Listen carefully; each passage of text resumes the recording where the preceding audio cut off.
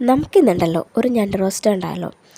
ആദ്യം തന്നെ പാൻ എടുത്ത് അതിലോട്ട് ഓയിൽ ചൂടായി വരുമ്പോൾ ഒരു 1.5 ടേബിൾ സ്പൂൺ ജിഞ്ചർ ഗാർലിക് ചതച്ചത് ഇട്ട് കൊടുക്കാം കേട്ടോ. അത് നല്ല രീതിയിൽ മുരിഞ്ഞ് വരുമ്പോൾ ഒരു 3 ചെറിയ സവാളയും കൂടി ചേർത്ത് കൊടുക്കാം. അത് നല്ല രീതിയിൽ വാടി വരണം കേട്ടോ. അപ്പോളേ ഞാൻ ഇന്ന് ഞണ്ട് റോസ്റ്റിൻ്റെ റെസിപ്പി ആയിട്ടല്ല വന്നത്. ഞണ്ട് റോസ്റ്റ് ഉണ്ടാക്കിയപ്പോൾ ഞാൻ ഓർത്തൊരു കാര്യം നിങ്ങളായിട്ട് ഷെയർ ചെയ്യാനായിട്ട് വന്നത്. എൻ്റെ അച്ഛൻ ബോട്ടിലാണ് പോണത്. അപ്പോൾ ഒരുപാട് മീനുകളും അതുപോലെ തന്നെ ഞണ്ട്, കൂന്തൽ, അങ്ങനെ ഒരുപാട് ഐറ്റംസ് കൊണ്ടുവരും.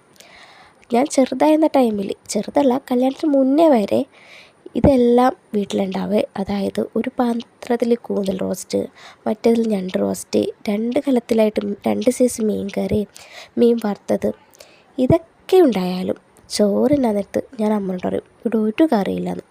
അപ്പം അമ്മ നല്ല ചീത്ത പറയും കേട്ടോ. അതൊന്നും കേൾക്കാതെ ഞാൻ എന്ത് ചെയ്യും, ഇത്തിരി വാളംപുളി എടുത്ത് ഉപ്പും മുളകും വെളിച്ചെണ്ണ ഒഴിച്ച് ചോറിനോളും. അന്ന് അമ്മാമ്മയും എന്നോട് പറയുമായിരുന്നു, ഇതൊക്കെ നിനക്ക് കിട്ടിയിട്ടാണ്, കിട്ടാത്ത അവസരം വരുമ്പോൾ ഇതൊക്കെ നീ ഓർക്കുമെന്ന്. അന്ന് ഞാൻ വലിയ രീതിയിൽ വക കൊണ്ടില്ല. പക്ഷേ ഇപ്പോൾ കല്യാണം കഴിഞ്ഞപ്പോഴാണ് ഒരു മീൻ വറുത്തതിൻ്റെ വില ഞാൻ അറിഞ്ഞത്. ഇതൊക്കെ ഓർത്താണ്ടോ ഞാൻ ഞണ്ട് റോസ്റ്റ് ഉണ്ടാക്കിയത്. ഇപ്പോഴും അച്ഛൻ ബോട്ടിൽ നിന്ന് വരുമ്പോൾ ഞാൻ ഹസ്ബൻഡിൻ്റെ വീട്ടിൽ നിന്ന് രാവിലെ തന്നെ വീട്ടിൽ പോകും കേട്ടോ. ഇപ്പോഴാണ് അതിൻ്റെ രസവും വിലയൊക്കെ ഞാൻ അറിഞ്ഞു തുടങ്ങിയത്.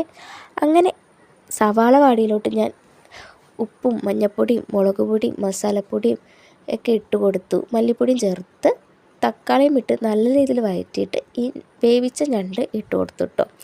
ലാസ്റ്റ് ഞാൻ അതിലേക്ക് ഇച്ചിരി കുരുമുളകും ജീരകവും കൂടി ചതച്ച്